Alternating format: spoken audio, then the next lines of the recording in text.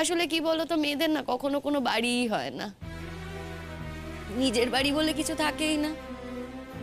এই দেখো না আমার শাশুড়ি মাকে, তারই বাড়ি কিন্তু তার ছেলেরা সারাক্ষণ গলা উঁচিয়ে থাকে। যার বাড়ি সে মুখে কিছু বলে না, সে বলে না আমার বাড়ি আমার বাড়ি, কিন্তু যাদের বাড়ি নয় তারা কিন্তু এই কথাটা বলে। আচ্ছা আচ্ছা, তার মানে তুই এটা মনে করিয়ে দিলি যে এটা মার বাড়ি। মানে কথাটা হচ্ছে গিয়ে আমাদের নিজেদের বাড়িকে আমাদের নিজেদের বাড়ি মনে করতে পারবো না, তাই তো? বলি ও কি কথা গো, হ্যাঁ? এই সামান্য কিছুক্ষণের জন্য বোনটা এসেছে, এত ঝগড়াঝাটি করছো কেন তোমরা? না না মাসিমা, শিমুল যেটা বলতে চেয়েছে দাদা তো সেটাই বলেছে। নিজেদের বাড়িতে নিজেরা থাকবো না তো কোথায় থাকবো শিমুল? হোটেলে, রেস্টুরেন্টে? আরে বাবা, মায়ের বাড়ি মানে তো আমাদেরও বাড়ি। সেটা মায়ের আগে সন্তানদের থেকে আলাদা হয় না? না, মার বাড়ি মানে তোমাদের বাড়ি নয়। প্রত্যেকটা মানুষ আলাদা, এটা মায়েরই বাড়ি। আর মা মানে যে সে আলাদা মানুষ নয় তা কিন্তু নয়। হ্যাঁ, অনেক মাই বোঝে সময় থাকতে থাকতে, আবার অনেক মাই সেটা বোঝে না। না বুঝলে আর কি করা যাবে, তবে যেটা সত্যি সেটাই বললাম। পিপি চলো না, খাবে একটুখানি খাবে, চলো। দিদি তাহলে সত্যিই কিছু খাবেন না? বাপরে বাপরে বাপরে বাপ, খেতেই হবে। আচ্ছা বেশ, আমি খেলি যদি এত শান্তি হয় তো দাও দেখি, দাও। বলছিলাম যে দিদি, আমাদের কিন্তু সত্যি সত্যি তাড়াতাড়ি যেতেই হবে, কি বলুন তো? এই পুজোর মধ্যে রাস্তাঘাটের যে অবস্থা না, ভিড়ের মধ্যে পড়তে চাই না আমি দুটো মেয়েকে নিয়ে। আর তাছাড়া আমাদের পাড়ার সব বউরা মিলে পুজো টুজো করছি তো আমরা, সেখানে আমার বৌমার অনেক দায়িত্ব আছে গো, যেতেই হবে তাড়াতাড়ি। ওই দেখো। আচ্ছা ঠিক আছে ঠিক আছে ঠিক আছে, ব্যস্ত হতে হবে না। আচ্ছা ঠিক আছে। তাহলে তো মাসিমা আপনার বৌমা বেশ ভালোই আছে, কি বলে? দেখো খুব ভালো আছে কিনা সে কথা তো বলতে পারি না, তবে হ্যাঁ ওই বলতে পারো যে খারাপের মধ্যেও ভালো থাকার চেষ্টাটা চালিয়ে যাচ্ছে। আর ও শুধু নিজে নয় গো, আমাদেরকেও, আমাদের সবাইকেও ভালো রাখার চেষ্টা করছে। দেখো সত্যি কথা বলতে কি, এতদিন তো জানতুম নে কাকে ভালো থাকা বলে কাকে খারাপ থাকা বলে। এখন অন্তত সেইটুকু বুঝতে পেরেছি। আর এটাও বুঝতে পেরেছি যে ভালো থাকা বা মন্দ থাকা এর অনেকটাই না নির্ভর করে কোথায় বলো তো, ওই নিজের উপর, নিজের উপর। পুতুল দি, এই না এই চিকেনটা খাও। এই শিমুল, এই চিকেনটা আমি নিজের হাতে বানিয়েছি। তুই তো আমার বানানো চিকেন খেতে খুব ভালোবাসিস, একটু ট্রাই কর না। ছোট বৌদি, আমি তো অনেক কিছুই ভালোবাসতাম, সব ভালোবাসাই তো বিসর্জন দিয়েছে শুধুমাত্র বিয়ে হয়েছে বলে। না হয় এই ভালোবাসাটাও বিসর্জন দিলাম, যে বাপের বাড়িতে এসে শুধু খাওয়া দাওয়া নয়, খোঁজ খবর নেওয়া। দেখো, আমি মেয়ে হিসেবে তো আর কোনো কর্তব্য করতে পারিনি, এটা তো সত্যি। দেখো, মেয়ে হিসেবে আমি তো অসম্পূর্ণ, আমার মায়ের জন্য কিছুই করতে পারি না। যা করার তোমরাই তো করো মায়ের জন্য, যদিও বা বাবার পেনশনের টাকাতেই মায়ের চলে, কিন্তু তাও তোমরাই তো মাকে দেখে রাখো। আমার বিয়ে হয়ে গেছে, এত দূরে থাকি, সবসময় মায়ের কাছে আসাও হয় না, তাই আমার কোনো অধিকারও নেই।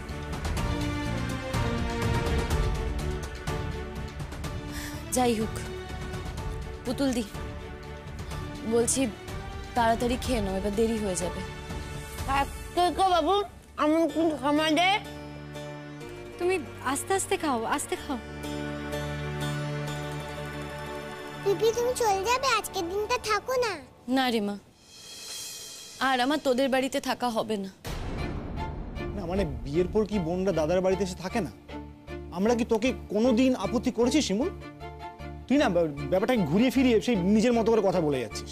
ছোটদা ভাই, আমি তো আমার কথাই বলছি, নিজের কথা নিজেরই তো বলা ভালো।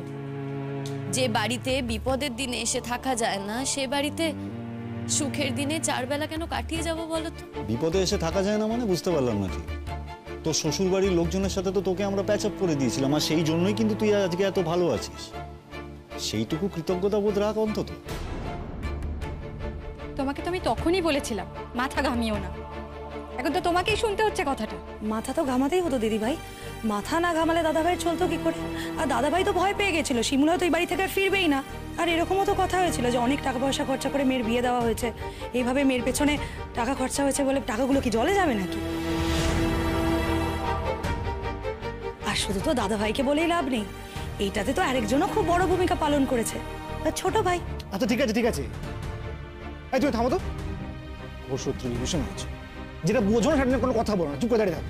অনেক কিছু বুঝি, আর মুখ যখন আছে তখন তো আমি কথা বলবোই। ওফ, বলি কি, কিছুক্ষণের জন্য তো এসেছি গো, তাই অপ্রিয় কথাগুলো এগুলো কি না বললেই চলছে না তোমাদের? হ্যাঁ, তোমার বোন তো আর এখানে থাকতে আসেনি, থাকবে না সে। দেখো, তোমার বোনকে তোমরা কতটুকু চেনো আমি জানি না, কিন্তু এ কথা ঠিক যে তোমার বোন যা বলে তাই কিন্তু করে, সে হেম্মত তার আছে।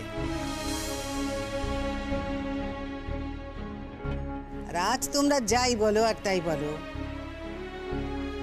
আমি তোমাদের বলে গেলুম বাপু, তোমরা দেখে নিও, আমার কথা মিলিয়ে নিও। আজ আমার বৌমা কিছু করছে না সে কথা ঠিক, কিন্তু অল্প দিনের মধ্যেই তোমরা তোমাদের বোনকে আর এই জায়গায় দেখবে না। অন্য কিছু করার চেষ্টা চলছে গো, চলছে। জানেন তো বেয়ান, ওর বাবা খুব চাইতো মেয়ে নিজের পায়ে দাঁড়াক। আজকে যদি ও সত্যিই নিজের পায়ে দাঁড়ায় না, আমি তো খুশি হবই, ওর বাবাও খুব খুশি হবে, জানেন তো। তবে তোমাদের কাছে আমি একটা ব্যাপারে খুব কৃতজ্ঞ মা, তোমরা আমাকে ঠেলে পাঠিয়ে দিয়েছিলে বলেই না আমার একা কিছু করার একটা সামর্থ্য হয়েছে। আমার লড়াইটা একেবারে আমার একার লড়াই করে দিয়েছিলে বলেই আমার মধ্যে একটা জেদ তৈরি হয়েছিল, নয় লড়বো নয় মরবো। জানি না আমি কত কি করতে পারবো, কিন্তু চেষ্টা তো করছি। একটা কথা আমি তোমাদেরকে বলতে পারি, আর যাই হোক ঘরে পৌঁছে আমি মরবো না। বলি, এইবার কিন্তু আমাদের উঠতে হবে। ওই হাত দো, তাড়াতাড়ি কর। তাহলে তুমি আমাদের বাড়িতে জলটুকুও খেলে না, তাই না শিমুল? হ্যাঁ বৌদি, খেলাম না, কিন্তু দেখো এই যে আমি খেলাম না, এখানে একটা স্ট্রং পয়েন্ট তোমাদের তৈরি হলো। তোমরা একটা অজুহাত পেয়ে গেলে কিন্তু আমাদের বাড়ি না যাওয়ার। তাও যদি ভেতরে কখনো কাটা ফোটে, লোকে যদি তোমাদের জিজ্ঞেস করে যে কেন বোনের শ্বশুর বাড়ি যাও না, তোমরা তখন লোককে বলতে পারবে ও আমাদের বাড়ি এসে জলস্পর্শ করেনি, তাই আমরা ওর সাথে কোনো সম্পর্ক রাখি না। এটা বলতে পারো। বড্ড বেশি কথা বলছিস। কথাই তো বলছি বর্দা ভাই, এইটুকু কথা না হয় মেনে নিও আমার। শিমুলের রাগ করার, অভিমান করার যথেষ্ট কারণ আছে, সত্যি। সেদিন তোর পাশে আমরা দাঁড়াতে পারিনি।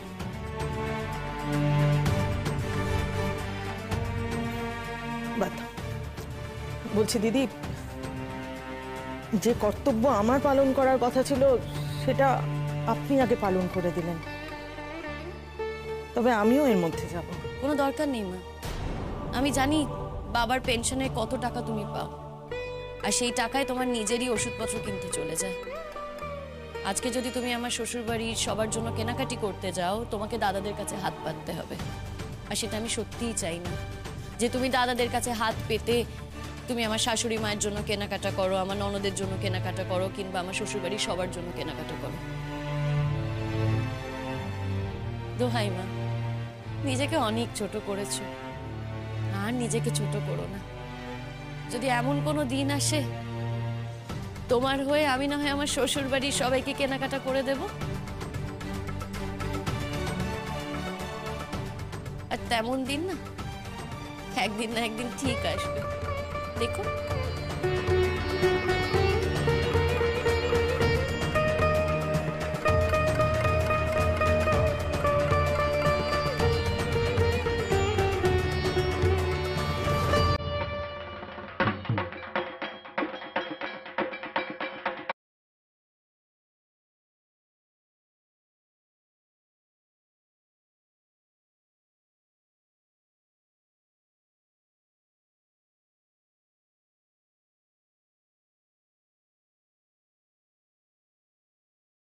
ও কি কথা, হাসি হাসি মুখে আমার দিকে আঁকটা ঠেলে দিচ্ছে যে? কি ব্যাপার? না না না না, ও আঁক তোমাকে কাটতে হবে, আমি কাটবো না, আমি কিছুতে আঁক কাটবো না। কাটো কাটো কাটো কাটো। এই শোনো না, জানো তো আমার না অনেকদিন আগে আখ কাটতে গিয়ে না হাতটা কেটে গিয়েছিল, সেই থেকে আমি আর আখ ফাঁক কাটি না। বাপরে বাপরে বাপরে বাপ। হ্যাঁ হ্যাঁ, সে কবে কোথায় কোন কালে কি করতে গিয়ে আঁক কাটতে গিয়ে নাকি হাত কেটে ফেলেছিল, বুঝলে? সেজন্য আজও নাকি ওনার হাত কেটে যাবে। অত বুঝি না বাপু, ওসব শুনবো না। কাটো কাটো আঁক কাটো, খালি আমার দিকে ঠেলে দেয়।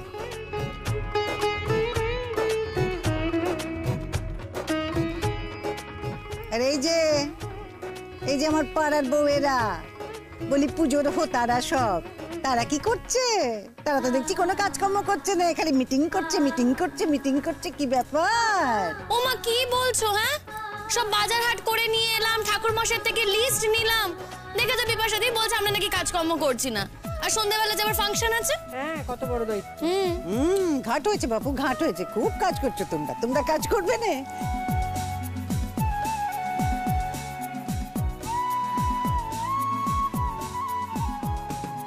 কাকিমা, ঠাকুর মশাই কিন্তু রাগ করছেন, বলছেন দেরি হয়ে যাচ্ছে, একটু তাড়াতাড়ি যদি করা যায়। দেখো দেখি কি সব কথা, বলি হাত না মেশিন গো? হ্যাঁ, করছি তো যত পারি তাড়াতাড়ি করছি তো। এই তো গোছগাছ সব হয়ে গেছে, এক্ষুনি দিয়ে দেবো। বলো ঠাকুর মশাইকে, বলো। তা বলছিলাম যে তোমাদের রান্না বান্নার কদ্দূর, কি খবর? হ্যাঁ হ্যাঁ, হো রা হচ্ছে হচ্ছে। খুব তো বলেছিলে গো কাকিমা, তোমরাই নাকি রান্না করবে, তোমরাই সব করবে। দেখো, এই তো ফল কাটাই তোমাদের শেষ হয়নি। ও কি কথা, কলকাতায় শেষ হচ্ছে না? প্রথম দিন তো একটু ওরকম হয়, কাল থেকে দেখো না আর এরকম দেরি হবেই না। আমা এই যে নারুনে এসছি। সত্যি করে রে কথা বল দেখি, কি? হাসনে তো? না, গাই নে। সত্যি তো? হ্যাঁ সত্যি। বলেছি না কতবার যে আগে ঠাকুরকে দিতে হয়, ঠাকুর খেয়ে দিলি প্রসাদ হয়, তখন খেতে হয়। ঠিক আছে। ঠিক আছে, যাও ঠাকুর মশাইকে দাও। ও ঠাকুর মশাই না, ধরো। বোমা, বলি ওই সবগুলো কই? ওই খইনাড়ু, এই তো মা, এই তো সব রেডি করা হচ্ছে। মুরগি আছে, মুরগি আছে, সব আছে, সব আছে, একদম সব রেডি করা হচ্ছে। এই তো শীর্ষা করছে, এক্ষুনি হয়ে যাবে। ঠিক হচ্ছে না বলো তো ওইটা? আরে সময় তো বেরিয়ে যাচ্ছে, পুজোটা কখন হবে? এই আমার হয়ে গেছে। এটা রাখো। নমস্কার, আমাদের সপ্তমী পূজা শুরু হয়ে গেছে, এরপরেই অঞ্জলি। যারা যারা অঞ্জলি দিতে চাও তারা আমাদের মণ্ডপে এক্ষুনি চলে এসো। আরে কিরে পরাগ, তোর বউ তো একেবারে কামাল করে দিল রে। পাড়ায় একেবারে বন্ধ হয়ে যাওয়া একটা পুজো সবাইকে নিয়ে হই হই করে চালু করে দিল।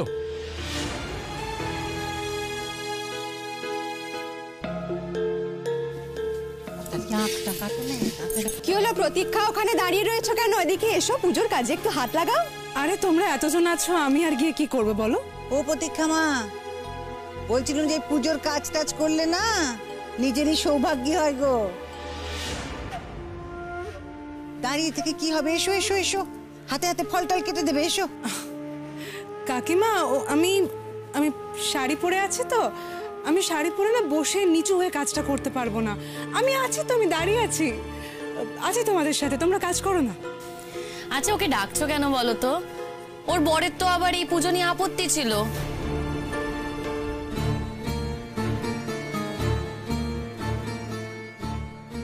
কি প্রতীক্ষা, তোমার বর নিশ্চয় তোমাকে পারমিশন দেবে না? হ্যাঁ, আপত্তির কথা তোমার মুখে মানায় না শিমুলদি। কার আপত্তি তুমি কবে ধার ধরেছো বলো তো? এটা তুমি ঠিক বলেছো প্রতীক্ষা, এটা সত্যি যে সব আপত্তি আমি মেনে নিই না। তবে দেখো, তুমি যে নিজের পাড়ার পুজো ছেড়ে এখানে এসেছো, আমাদের পাড়ায় এসেছো, আমি বলি কি তুমি না আমাদের সঙ্গে ইনভলভ হয়ে যাও। আমরা নানা রকম পুজোর কাজ করছি, তো তোমার যদি মনে হয় তুমি আমাদের সাথে কোনো কাজ করতে চাও, তুমি কিন্তু এসে করতে পারো পছন্দের মতো কাজ। খবরদার প্রতীক্ষা, তুমি কিন্তু একদম যাবে না। মাথা খারাপ নাকি আমার? দিয়েছি আমি, হয়ে গেছে আমার যেতে। বাবা, কতদিন বাদে পুজোর কাজ করলুম নিজে হাতে, কি ভালো লাগছে গো মনটা। ও বৌমা, হ্যাঁ বলছি কি কি কি কি কি কি করেছো? আরে মা একটু দেখো, সবকিছুই তো করেছি, কিন্তু আর কি কিছু লাগবে একটু দেখে বলো না গো। ওই মুরগিটা আগে ঢালো, মুরগিটা ঢালো। হ্যাঁ, তাম্রপাত্রে ঢালো দেখি মুরগিটা। আরে এই এক হয়েছে। এই যে বিশেষ গিন্নি, তোমার তো দেখি আঁকি কাটা হলো না এখন। কখন বলেছি আঁক কাটতে? হ্যাঁ, আঁকটা ফেলেই রেখে দিয়েছো। কাটো কাটো কাটো, আঁক কাটো। দিদি, তুমি তো সব সোজা সোজা ভালো ভালো জিনিসগুলোই কেটে নিলে। আঁক কাটা কি অত সহজ ব্যাপার বলো? হ্যাঁ, উকি উকি। ঠিক আছে, নিচ্ছি, দাঁড়াও। থাক, তোমাকে কাটতে হবে না, দাও আমাকে দাও। না বাবা থাক, এটা আমি একাই করে নিতে পারবো, নইলে আবার পরে তুমি কথা শোনাবে। হ্যাঁ, বলবে ওই আঁক কাটতে দিলুম বিশ্বাস গিন্নিকে, সেটাই পারলো না। না বাবা, আমি এই কথা শুনতে রাজি নই। হ্যাঁ, বলছিলাম যে বৌমা, এই যে আমার বউয়েরা, কালকের পুজোর ভোগ রান্নাটা কিন্তু আমি করব, কেমন? হ্যাঁ, তোমার হাতে রান্নার তো খুব সুখ্যাতি, আগে শুনতাম প্রথম প্রথম। না গো, দেখি আগে পারি কিনা। সেসব রান্না তো কবে করেছি, কি জানি ভুলে টুলে গেলুম কিনা। তবে হ্যাঁ, মনে করে যদি করতে পারি না সেই রকম ভোগ রান্না, তাহলে তো খুবই ভালো হয় গো, খুব ভালো। দেখি তুই ভালোই রান্না করিস বুড়ি, সেদিন আমার কিছু রান্না করলি, দামড়াবে করবি। হ্যাঁ, খুব ভালো ইচ্ছে হয়েছে সেদিনকে। মা, আমাদের পুতুল রানীকে কি সুন্দর দেখাচ্ছে আজকে, কি সুন্দর সেজেছে। হ্যাঁ, এই আমাকে বাবা ভালো লাগছে, ভালো লাগছে, সুন্দর যাচ্ছে আমাকে। হ্যাঁ, খুব ভালো লাগছে।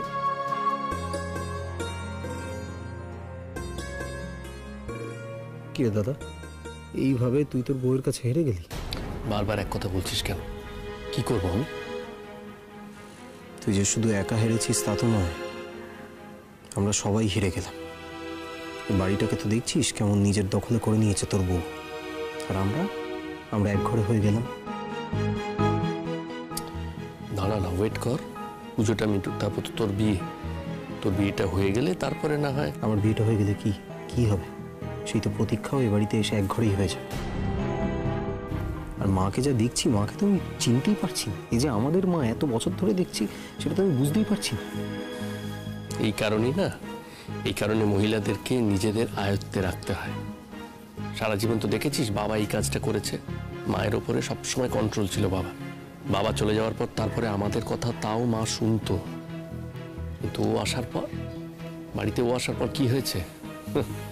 ওর কথাতেই সব, মা তো ওর কথাতে উঠছে আর বসছে। মাকে সমানে তোল্লাই দিয়ে দিয়ে দিয়ে দিয়ে উস্কেছে। মা তো ওর কথায় একেবারে গলে গেছে, এখন ওর ইচ্ছেতেই সব।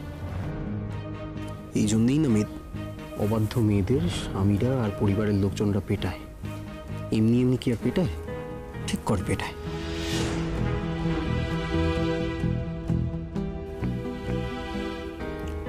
কিন্তু দাদা, তুই কি করবি বলতো? তোর লাইফটা তো শেষ হয়ে গেল, তুইও কি এখান থেকে সরা। চেষ্টাটা কি আমি কম করছি? চেষ্টা তো করেই যাচ্ছেও। এখন তো সারাক্ষণ আইনের ভয় দেখাচ্ছে। আমার হেডমাস্টার মশাইকে ফোন করে করে আমার এগেনস্টে কমপ্লেন করে যাচ্ছে। আমার চাকরিটাও তো এখন ওর হাতে না, আমাকে চারদিক থেকে বেঁধে একেবারে মারছে। এভাবে কি করে থাকবে বলো তো তুমি সারা জীবন? আমি তো বুঝতেই পারছি না। ওম কার্তিক মাসে শুক্লপক্ষে ওম দুর্গায় নমঃ।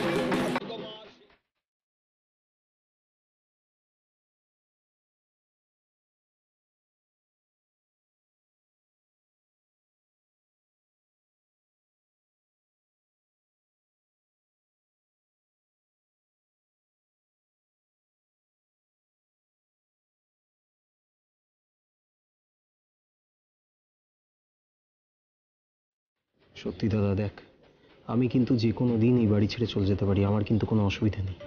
কিন্তু তুই কি করবি? তোর লাইফটা তো পুরো হেল হয়ে গেল। এক মিনিট, বাড়ি ছেড়ে চলে যাবে মানে? এই বাড়িটা এখন কার? শিমুলের নাকি? আরে না রে বাবা, আমি সেটা বলছি না। বাড়ি ছেড়ে যাওয়ার তো কোনো প্রশ্নই ওঠে না, আমি কথার কথা বলছি। বাড়িটা আমাদের বাবার, ছেড়ে যাবে কেন? তাছাড়া বাড়িটা মায়ের নামে আছে ঠিকই, তার মানে তো এটা নয় যে বাড়িটা মায়ের হয়ে গেল। ভুল করছিস, আইনের চোখে কিন্তু এখনো তাই। আর এই যে ও না একদিন আমাদেরকে ওই বাড়ি থেকে একবার উৎখাত করবে, আমি শিওর ও এটা করবে, তুই দেখে নিস।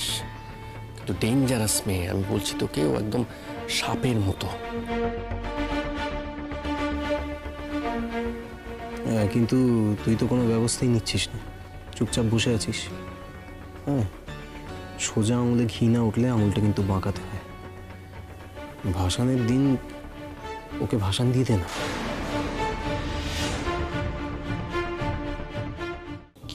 কি বলতে চাইছিস বুঝতে পারছি না তো তোর কথা। আরে বাবা, ওই যে ভাসানের সময় সিদ্ধি বিদ্ধি খায় না সবাই, নানান রকমের জিনিসপত্রই তো হয়, ওই সিদ্ধির সঙ্গে কিছু একটা মিশিয়ে তুই খাইয়ে দে না। দেখ, পুরো ব্যাপারটা তো পাড়ার মধ্যে থেকেই হবে, তো কিছু হলে তোর ঘাড়ে কিন্তু দোষ যাবে না, ভেবে দেখ। কি বলছিস, মেরে ফেলতে বলছিস নাকি? মেরে ফেলতে বলবো কেন, সেটা কখন বললাম? ওকে একটু টাইট দে, দেখ কিছু না করতে পারলেও একটু মরণের দরজা থেকে ঘুরিয়ে আনতে পারিস তো। দেখো, তোমরা বলে কিন্তু সহ্য করছো, আমি তো ভাবতেই পারি না যে এরকম একটা মেয়েকে কোনো পরিবার মেনেও নিতে পারে।